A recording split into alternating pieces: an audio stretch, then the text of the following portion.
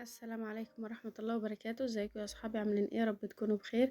النهارده جايه لكم بطريقه طبعا كلنا منتظرينها، اللي هي الاسبونج بالمضرب العادي.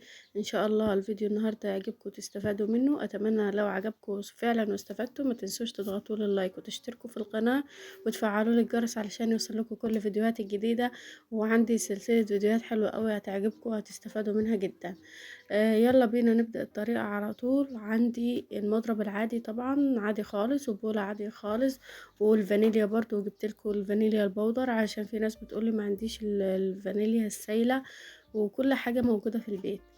اول حاجة المقادير دي الصينية 28، او الصينية اللي في النص اللي هي المستطيلة دي اللي هي الصينية اللي في النص.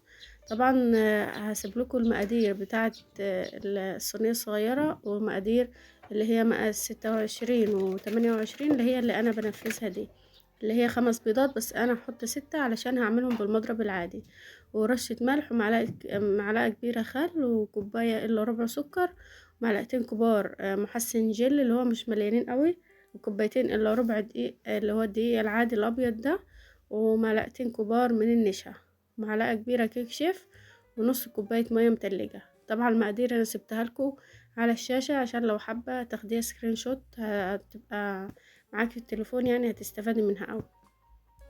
بس كده انا بحط المكونات كلها عندي وبضرب فيهم ضرب كويس جدا لحد اللون ما يفتح كده ويتقل. طبعا تضربي كويس جدا، تضربي تخلي ولادك يضربوا معاكي، زوجك، اي حد في البيت يضرب معاكي علشان القوام يطلع تقيل كده وفاتح زي ما احنا بنشوفه في الفيديوهات. طبعا خلاص كده هو المفروض كان عايز سن الضرب مثلا دقيقة كمان علشان ما يبقاش سايل بالمنظر ده، بس هو فتح وتقل. بس كنت عايزاها حبة كمان، بس انا كنت مستعجلة وما كانش ينفع يعني اضرب زيادة عن اللزوم. بس كده انا جبت الصينية اللي هي مقاس 24 او 28 اللي هي الصينية اللي في النص، وهيبقى القوام بتاعي عالي والكيكة بتاعتي عالية وحلوة قوي، وهتكون فاتحة، وهنعمل منها نص دستة جاتوه هتعجبك جدا. زي ما احنا شايفين خلاص انا ضربت اهو. لو استنيتي شوية يعني هيكون القوام مش هيبقى سائل بالدرجة دي، يعني هيتقل شوية. بس كده بنزلهم في الصينية. طبعا بحط اي ورق ابيض، احنا متفقين اي ورق ابيض، مكلفش نفسي اي حاجة، يعني انا جايه لكم بطريقة اقتصادية جدا. اي حاجة عندك تنفذي بيها، يعني مش هتحتاجي اي حاجة تشتريها من برا. صينية اي ورق ابيض، الاسبونج زي ما احنا شفنا اهو، فانيليا عادي، مفيش غير المحسن الجل اللي هو هتحتاجي تشتريه. العلبة دي عاملة حوالي 10 جنيه، بتعملي بيها 3 تورتات. بس كده بحطها في الفرن في الفرن عالية يعني شوية، بطفي من فوق وبعلي من تحت، وبسيبها حوالي تلت ساعة او ربع ساعة على حسب الفرن بتاعتك. انا الفرن بتاعتي فرن غاز. طبعا شايفين اللون فاتح وحلو قوي وطرية جدا زي الاسبونج اللي بنعمله بالمضرب او بالعجان.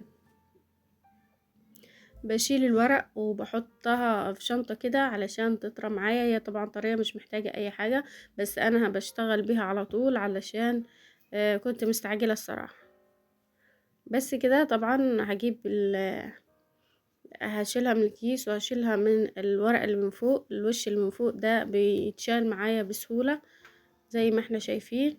بقسمها نصين، لو حابة تعمليها تورتاية تقسميها بالنص اللي هو رقين، انما لو حابة تعملي جاتو زي انا اللي بعمله ده بتقسميها من النص وبتحطي الطبقتين فوق بعض.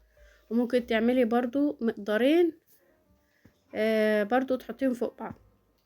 بس كده بحط الكريمة. طبعا الكريمة عاملاها معاكم اكتر من مرة، بس انا الفيديو ده ركزت عليه علشان نعمل الاسبونج بالطريقة العادية جدا بالمضرب العادي، مش مكلف اي حاجة. بحط الكريمة، وعايزة تحشي اي حاجة برضو مفيش مشكلة. طبعا التزيين ده على حسب رغبتك انتي، انا بس جبتلكوا علشان الاسبونج مش اكتر. وهسيب لكم الفيديوهات اللي فاتت برضو اللي هي بالمضرب، والفيديوهات اللي هي فيها الكريمة وفيها الشوكولاتة وفيها تزيين التورت، كله ده انا عاملاها في قائمة لوحدها، هسيب لكم اللينك في صندوق الوصف. بس كده انا طبعا بزين زي ما انا عايزة. شايفين العلو حلو قوي، يعني ارتفاع الجاتوهاية القطعة حوالي 15 سم، ولونها فاتح وطرية جدا وحلوة قوي. بس كده انا بشيل الزوايد بتاعتي وبقسمها على 6. بس انا حبيت اخد منها كمية كبيرة من الجهتين، يعني علشان اعمل كبات. طبعا شايفين ان المقاس اللي انا واخداه مقاس كبير، والواحدة طلعت كبيرة جدا حوالي 15 سنتي في 5 سنتي. طبعا الواحدة كانت كبيرة وعالية جدا، يعني كانت حلوة قوي. انا قطعتها على 5، والزوايد دي عملتها كبات، عملت معايا حوالي 4 كبات. بس كده انا بقطعها بالتساوي. شايفين القطعة كبيرة جدا وعالية، واللون بتاع السبونج بتاعي فاتح وطري جدا، يعني ما كانش مستحمل حتى ان انا اقطعه. الطريقة دي ممكن تعتمديها عندك وتعملي بيها اي كيكة انت محتاجاها، او تنفع للتورت والجاتوهات، لاي حاجة انت هتحتاجيها ممكن تعملي بيها الطريقة دي. هتطلع حلوة قوي، وكل اللي حواليكي هيشهدولك انك انت بتعرفي تعملي كيكة بالشكل ده. شايفين الجناش ده انا كنت حطاه في التلاجة فجمد في الكيس، فما حبيتش يعني ارميه، بس عملته سيحته كده وحطيته على الوش، وبقى بالمنظر ده. تزيين على حسب ما تحبي طبعا. لو عندك كريسبي، عندك جناش، عندك كريز، اي حاجة عندك انتي بتزيني بيها. عندك بسكوتات اللي هي الاشكال اللي هحطها دلوقتي دي وهتشوفوها. عندك كريمة الحليب برضو او زبدة الحليب دي برضو بتنفع. بيبقى منظرها حلو قوي كده، وبتغير اللون، وبيبقى شكل التورت او الجاتوهات حلو قوي بيها. بس كده، وده كان فيديو النهاردة بتاعنا. يا رب اكون عند حسن ظنكم، يا رب تكونوا بتستفادوا من الفيديوهات اللي انا بنزلها. اتمنى تكتبوا لي في الكومنتات اي تعليق انتوا حابين تكتبوه لي. شكرا لكم، شكرا للمتابعة، وشكرا لدعمكم ليا. اتمنى يكون الفيديو بتاع الاسبونج بالمضرب العادي يكون عجبكم واستفدتوا منه. وبكده يبقى ده الشكل النهائي بتاع الجاتوه بتاعنا. يا رب يكون عجبكم. شايفين الشكل حلو قوي كده، والتزيين جميل وبسيط جدا. بس كده، وده كان شايفين شكله لوحة فنية كده. بس كده، وده كان الفيديو بتاعنا. شكرا لكم وشكرا للمتابعة، وما تنسونيش في اللايك.